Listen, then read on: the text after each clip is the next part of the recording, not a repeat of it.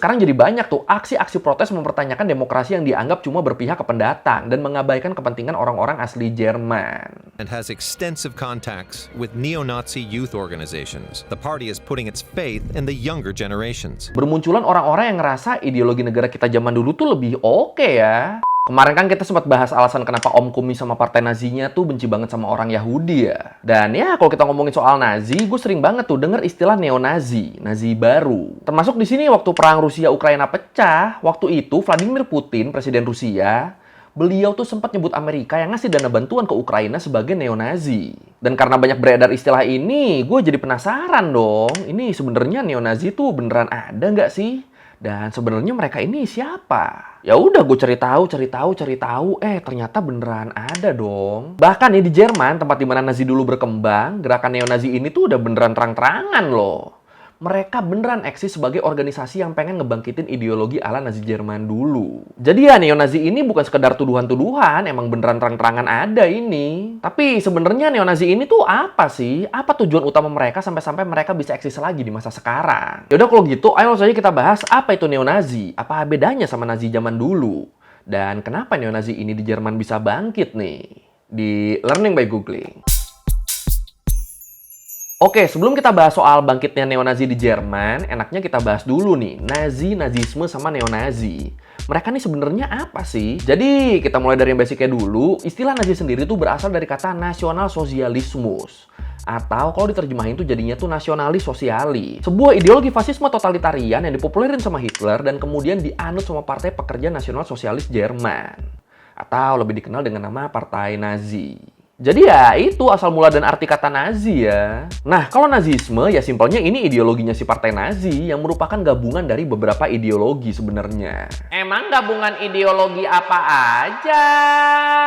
Ini biar nggak bingung kita bahas satu-satu dan ideologinya. Yang pertama ideologinya pastinya fasisme. Kalau menurut Totko, fasisme ini tuh adalah ideologi dan gerakan politik ultranasionalis sayap kanan yang percaya kalau di dunia ini tuh ada bangsa-bangsa yang emang lebih unggul dari bangsa lain. Dan karena itu, masyarakatnya harus membela kepentingan bangsa di atas segalanya. Karena bangsanya bangsa unggul kan. Makanya di negara-negara fasis kan masyarakat tuh dianggap sebagai pejuang negara kan. Batasan antara sipil sama militer tuh bisa dibilang ya hampir nggak ada.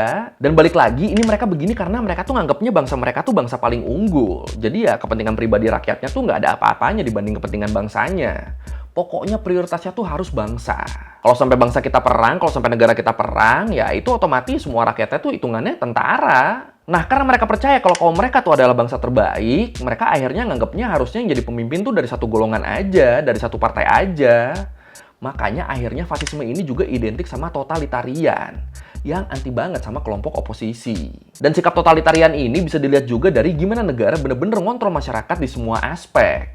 Mulai dari politik, ekonomi, budaya, bahkan perkembangan sains, seni, sampai agama juga diatur penuh sama pemerintah. Dan mereka begini, ini tujuannya tuh satu, biar bangsa mereka tetap punya identitas yang sama, biar nggak ada kelompok lain di bangsa mereka. Karena ya balik lagi, golongan mereka kan udah paling sempurna kan. Jadi kalau ada golongan lain ya itu jatuhnya kayak cacat, kayak borok gitu. Nggak boleh ada itu. Terus walaupun di kepanjangan Nazi tadi ada sosialisnya kan, nasionalis sosialis.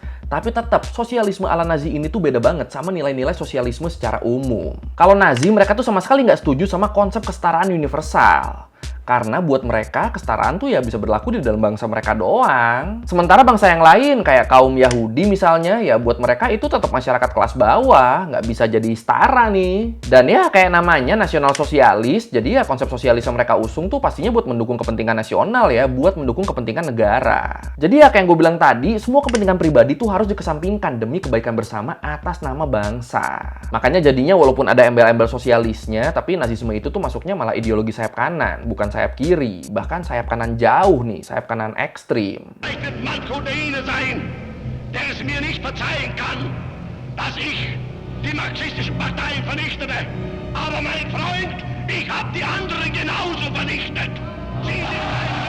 Dan kalau kita ngomongin soal Nazisme, bisa dibilang ideologi ini tuh emang punya akar yang kuat sama tradisi Jerman. Jadi gini, kalau menurut Britannica, bangsa Prusia, bangsa Jerman, mereka tuh basicnya tuh emang terkenal punya semangat militan dan kedisiplinan masyarakat yang kuat. Makanya nggak heran kalau waktu itu propaganda nasionalisme ala Nazi ini bisa narik minat masyarakat Jerman nih. Karena ya emang cocok sama cara hidup mereka. Dan kalau lu ingat di video kita yang bahas soal kenapa Om Kumi sama Nazinya tuh benci banget sama Yahudi, di situ kan kita juga sempat bahas ya kalau Hitler tuh tumbuh di lingkungan yang emang sangat mengagumkan bangsa Jerman. Dan di saat bersamaan mereka juga tuh antisemit banget. Ya pokoknya rasis banget lah waktu itu. Nah makanya dengan background pemikiran yang kayak gitu jadinya nggak heran kan kalau Nazi ini akhirnya jadi punya banyak banget kelompok yang mereka benci. Dan jadi sasaran buat mereka hancurin. Kayak orang-orang Yahudi, Slavia, Rom, LGBT mania, penganut saksi Yehua, kelompok komunis, sampai orang-orang dengan kondisi cacat fisik dan mental. Ya pokoknya yang menurut mereka rendah, yang menurut mereka cuma borok, ya itu harus dimusnahkan. Dan walaupun Nazi pada akhirnya bubar pas Jerman kalah di Perang Dunia II, tapi ternyata paham ala Nazi ini tuh masih tetap eksis setelahnya. Nah, paham ala Nazi yang berkembang setelah Perang Dunia II inilah yang dikenal sebagai neo-Nazi. Dan sama kayak Nazi, paham neo-Nazi ini juga punya ciri-ciri, juga punya pemikiran-pemikiran yang sama banget nih. Kayak misalnya mereka percaya supremasi ras, khususnya di sini orang-orang kulit putih, terus mereka juga antisemit, homofobik, islamofobik, sampai xenofobik. Ya intinya mereka ini rasis banget lah sama kelompok minoritas. Bahkan beberapa kelompok neo-Nazi itu sampai pengen ngebalikin kepemimpinan fasis ala Nazi loh. Ideologi neo-Nazi itu juga nyebar ke negara-negara lain. Mulai dari negara-negara Eropa, termasuk negara-negara sekutu yang dulunya tuh musuhnya Jerman, kayak Rusia, Inggris, sama Prancis. Terus juga ada di Amerika Serikat, bahkan sampai ke Timur Tengah dan Asia. Wah.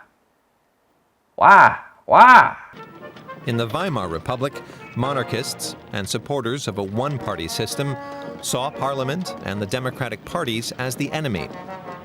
The Social Democrats, with their ideas of liberalism, were especially hated.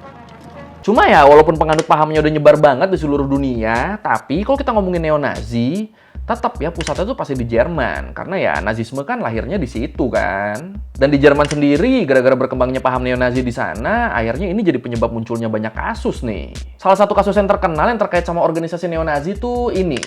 Rangkaian aksi teror yang dilakukan sama National Socialist Underground atau disingkat NSU. Siapa tuh? Kalau menurut DW, NSU ini tuh adalah kelompok teror sayap kanan yang sempat ngelakuin berbagai aksi teror antara tahun 2000 sampai 2007 di Jerman. Cukup banyak tuh aksi teror yang mereka lakukan di antara tahun 2000 sampai 2007 itu, padahal mereka tuh anggotanya cuma 3 orang. Ada Uwe Mundlos, Uwe Bonhart, sama Biete Schaap. Dan waktu itu aksi teror yang mereka lakuin tuh macam-macam ya, mulai dari perampokan bank sampai pengeboman. Dan total korban tewas dari aksi mereka ini tuh kurang lebih 10 orang, di mana kebanyakan dari para korbannya ini adalah imigran. Kebanyakan korbannya adalah kelompok yang pasti dianggap rendah di zaman Nazi dulu. Dan si NSU ini, mereka tuh baru satu contoh dari bangkitnya paham neo-Nazi di sana ya. Contoh-contoh lainnya masih banyak banget tuh. Dan kalau menurut dokumenternya di DW Documentary disebut, salah satu alasan kenapa orang-orang Jerman ini mulai ngeliatin sinyal-sinyal neo-Nazi adalah karena ada kekhawatiran yang mereka sebut sebagai Great Replacement. Apalagi tuh? Ya ini sebenarnya dari namanya aja harusnya udah ketahuan sih ya. Great Replacement, pergantian besar. Jadi kayak yang kita tahu, negara-negara Eropa tuh kan sekarang kan jadi lebih multi etnik ya. Dan ini bisa begini selain karena terbukanya interaksi antar negara setelah adanya Uni Eropa.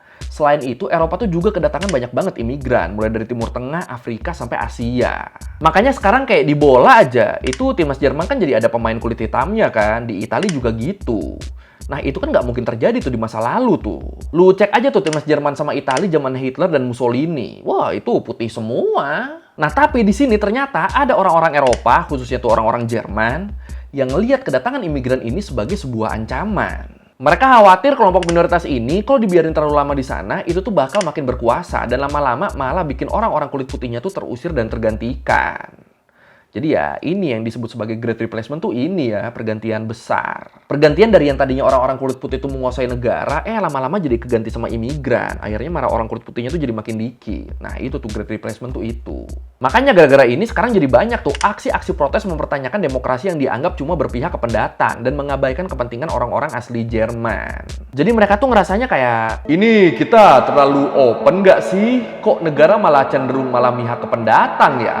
Dulu nggak gini. Mulai dari situ bermunculan orang-orang yang ngerasa ideologi negara kita zaman dulu tuh lebih oke ya. Akhirnya ya udah berkembang deh itu neo-Nazi. Right-wing extremists today are stoking fears of immigration and what they call the Great Replacement. The Great Replacement is when the majority population, the native population, is displaced and replaced by a minority. Dan kondisi ini kemudian dimanfaatin sama partai-partai politik kayak salah satunya tuh Alternative für Deutschland atau AfD. Partai populis sayap kanan di Jerman yang punya gagasan buat ngelindungin kedaulatan bangsa Jerman beserta identitas barat dan budayanya. Partai ini nih bahkan pakai strategi-strategi yang mirip sama yang dipakai partai Nazi zaman dulu loh buat ngampanyein pemikiran-pemikiran mereka. Misal nih, contoh nih, kita lihat dari cara mereka ngeraih suara deh. Lu inget kan tadi kan, Nazi yang totalitarian tuh mereka tuh nggak suka sama demokrasi ya, dan mereka tuh nggak ngizinin adanya partai oposisi. Pokoknya cuma boleh ada satu partai doang, Nazi doang. Nah, AfD ini masih menurut DW News, mereka ini punya kecenderungan yang mirip nih. Mereka tuh nge-branding partai mereka sebagai perwakilan dan penyelamat orang-orang Jerman. Dan mereka memposisikan pemerintah sekarang dan partai-partai politik lainnya sebagai musuh masyarakat. Jadi yang ngewakilin orang Jerman, yang bisa nyelamatin orang Jerman tuh cuma partai kita doang. Sisanya musuh semua itu, pengen ngerusak kita itu, pengen ngerusak Jerman.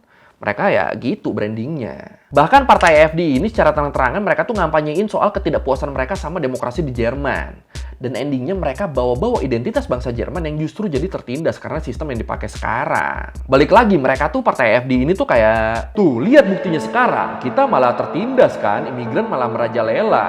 Yakin nih ini mau dibiarin. Dan gilanya taktik ini tuh bisa dibilang berhasil loh. Jumlah suara yang diperoleh sama partai AfD ini tuh cenderung meningkat terus. Bahkan sampai jadi partai oposisi terbesar di Jerman nih mereka nih sekarang. Jadi aksi-aksi protes yang mempertanyakan demokrasi di Jerman tadi, aksi-aksi ini tuh bisa dibilang berasal dari ajakan para anggota partai AfD yang minta masyarakat bergerak.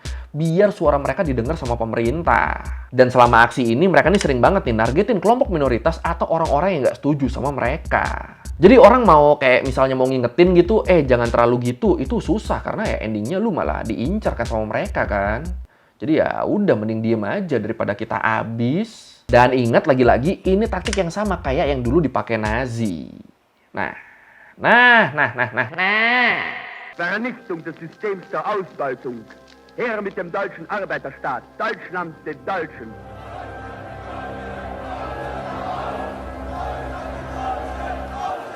Oh iya, partai AfD ini juga, mereka ini diduga kuat punya hubungan dekat sama kelompok-kelompok pemuda neo-Nazi yang punya asal-usul dari kelompok persaudaraan atau fraternity yang ada di Jerman. Dan di sini salah satu kelompok persaudaraan terbesar di Jerman, Burschenschaften, mereka tuh bahkan punya sejarah panjang terkait doktrin nasional sosialis ke anggota-anggotanya waktu Nazi masih berkuasa. Dan doktrin-doktrin begini tuh masih terus dilakuin sampai sekarang ya. Makanya nggak heran kalau bibit-bibit neo-Nazi di Jerman tuh terus tumbuh. Dan ya buat yang sekarang dipercaya salah satu yang berperannya tuh itu partai AfD tadi. Makanya lagi-lagi ini nunjukin kalau cara yang dipakai AfD ini tuh mirip sama apa yang dilakuin partai Nazi dulu. Dan sebenarnya kalau kita ngomongin partai-partai politik di sana, selain AfD tuh ada juga partai kecil yang bahkan secara terang-terangan ngaku kalau mereka tuh ngadopsi pemikiran-pemikiran ala Nazi. Jadi mereka nggak nutup-nutupin tuh kalau ditanya, ini cara-cara lu berpartai niru Nazi ya? Iya, Nazi. Iya, iya. Emang kenapa? Nah, partai yang gue maksud ini namanya Third Path, yang merupakan pecahan dari partai neo-Nazi bernama National Democratic Party. Jadi ya, partai yang cukup ekstrim nih mereka nih sekarang nih. Bahkan saking ekstrimnya di tahun 2021, mereka tuh sempat melakukan aksi penutupan perbatasan Jerman-Polandia. Biar imigran-imigran nggak bisa masuk ke Jerman. Jadi ya, keberadaan partai-partai neo-Nazi di Jerman tuh emang udah semasif itu ya sekarang ya. Dan kalau kita ngomongin soal partai politik di Jerman dan di Eropa secara umum, ternyata partai-partai berhaluan kanan ekstrim tuh bisa dibilang makin populer loh di Eropa loh. Padahal kalau menurut DW Documentary disebut dulunya, terutama setelah Perang Dingin berakhir, partai-partai populis sayap kanan ekstrim tuh di sana tuh menurun drastis tuh kepopulerannya. Di beberapa negara, kalaupun bisa dapat suara, ya mereka paling dapat suaranya tuh di bawah 10%. Tapi kan itu dulu. Sekarang makin kesini, partai-partai populis sayap kanan ekstrim ini jadi makin populer lagi. Bahkan di beberapa negara, mereka tuh berhasil masuk ke pemerintahan juga. Dan buat alasan kenapa partai sayap kanan ekstrim tuh makin populer di Eropa, ini udah pernah kita bahas di video yang ini ya. Marketing. Dan ya, walaupun nggak secara eksplisit nerapin ideologi yang sama kayak Nazi, tapi tetap menurut banyak pengamat, ini nunjukin kalau ideologi sayap kanan ekstrim yang cenderung konservatif dan nasionalis tuh emang mulai dilirik lagi sama masyarakat Eropa. Dan ini kalau begini mah ada kali kita kebayang-bayang dikit. Ini kalau sampai partai-partai kayak gini berkuasa di negara-negara Eropa, itu bakal sekeos apa ya kondisi di sana ya? Karena ya balik lagi, negara-negara Eropa sekarang kan udah multi etnis kan. Jadi yang latar belakang rasnya beda, yang warna kulitnya beda, yang agamanya beda. Itu bakal gimana coba? Tapi gimana nih kalau menurut lu nih? Apakah partai-partai sayap kanan ekstrim kayak AfD itu bakal bisa mendominasi suara masyarakat Eropa? Atau partai-partai ini tuh tetap nggak bakal bisa jadi partai yang dominan? Yang mana nih? Silahkan komen. Andreas Kalbitz is leader of the AfD in Brandenburg and has extensive contacts with neo-Nazi youth organizations. The party is putting its faith in the younger generations. Oke, sekian Learning kali ini tentang makin berkembangnya paham neo-Nazi di Jerman. Kalau lo mau revisi kayak gue udah salah, atau mau nanya, atau mau nambahin gak di video, bisa lo tulis di komen, kita diskusi kayak biasa. Sekali lagi, thank you, nonton, jangan lupa like, comment, subscribe. Bye!